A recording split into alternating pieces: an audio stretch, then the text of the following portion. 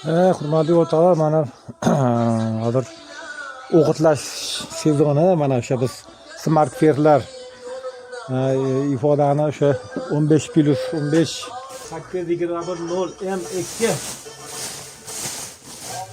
aqlli o'g'itlar harakatdamiz. Mana bir aralashmaga bitta sulfatamon, o'sha tuz dori deydi, sulfatamon ham juda yaxshi narsa, aralashtiradi, eritadi bularni. Mana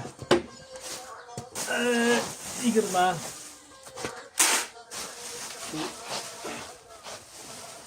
bu ham 20dan bu 15 mana bitta bunga bundan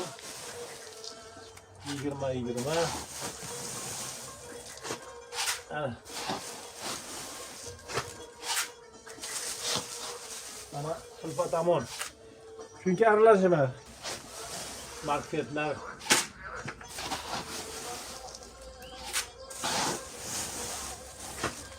sulfatamon.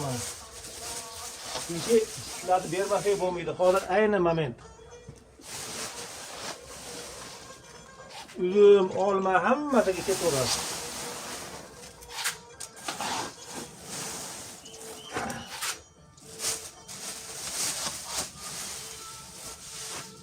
Ana.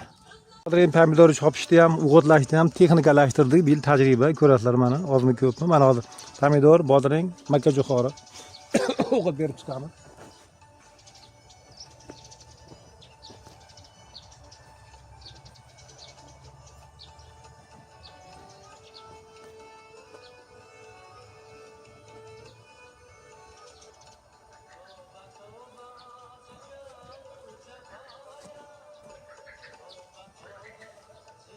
Hamma aralashmadan bor.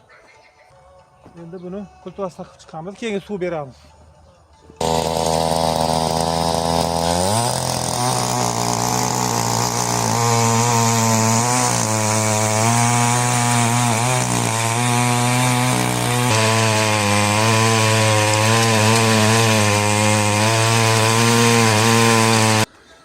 Mana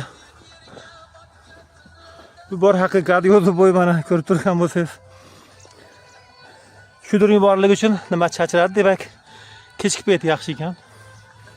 Bo'g'otda berdim, ko'krakda qoldi. Mana pomidorlar ham. O'zim ham xursand bo'lyapman qilgan ishimdan. Mana endi o'sha o'g'itni berib chiqamiz orasiga mana.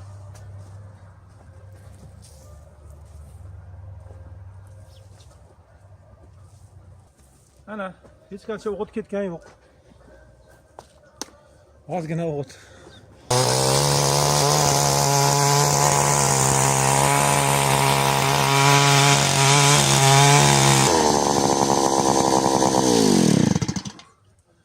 Ana yetlar kaput.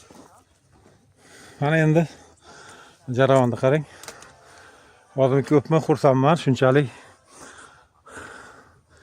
rushnoydan texnikaga o'tganimizga mana o'g'it tayda qoldi.